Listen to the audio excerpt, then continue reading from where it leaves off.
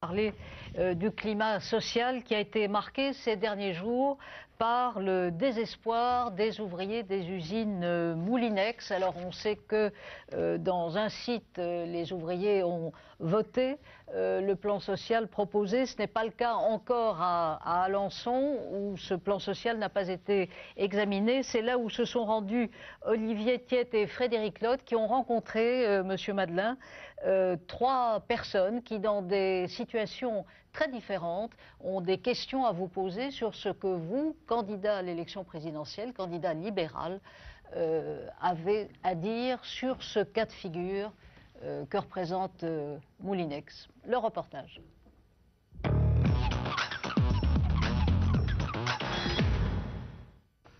Je m'appelle Renée Saumont, j'ai 44 ans, 3 enfants, je viens de perdre mon mari cette année, je travaille à Moulinex depuis l'âge de 16 ans. Je suis écœurée parce qu'on a l'impression qu'on est des pions dans une entreprise qu'on a donné nos savoir-faire depuis des années. Tout ça pour gagner des salaires déjà minables, 6 200 francs par mois. Donc pour nous, on a l'impression que on a donné, on est fatigué de tout ça pour rien. Ils ont demandé de notre avis, on leur donne et ils font le contraire. On a quand même des bons produits, de bonne qualité. Moi j'ai vu des produits dans certains magasins. On voit des appareils pas chers, à 69 francs, ok. Mais quand on voit la qualité des produits, c'est lamentable. Et pour les plus de 50 ans, jusqu'à 16 mois. Quand je vois notre président Moulinex qui va être pris chez Seb, je suis écœurée qu'on accepte ces choses-là. Alors que nous, derrière, on se trouve dehors.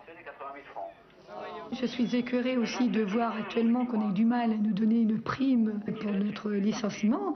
Dans les cliniques, ils ont des primes en 2 jours de grève. Et nous, chez Moulinex, on a du mal à nous donner quelque chose. Les responsables, c'est les actionnaires. Les actionnaires, ce qu'ils voient, c'est quoi? C'est que l'argent, que la main-d'œuvre va pas cher. Donc nous, on ne peut pas accepter ça, c'est pas possible. Bonsoir, Monsieur Madeleine. Trouvez-vous normal que des milliers de salariés de Moulinex soient sacrifiés aux intérêts des actionnaires?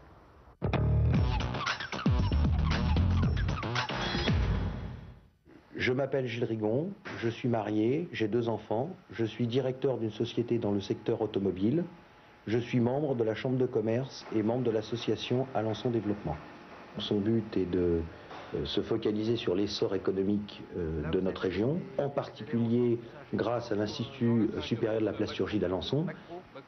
Je crois que dans le cas de Moulinex, ceux qui humainement perdent le plus sont les salariés de l'entreprise. Mais dans cette affaire, tout le monde y a perdu. L'actionnaire, la collectivité locale, la sous-traitance, dont on parle peu.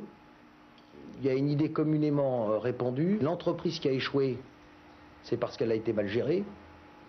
Et l'entreprise qui a réussi, c'est parce qu'elle a ou délocalisé ou exploité son personnel.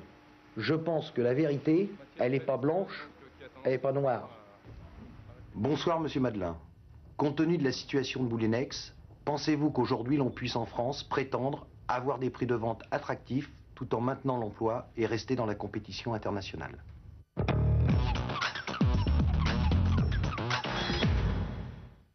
Je m'appelle Alain Lambert, j'ai 55 ans, je suis maire de la ville d'Alençon, je suis aussi sénateur et président de la commission des finances du Sénat, je suis notaire, je suis marié, j'ai 4 enfants et un petit enfant.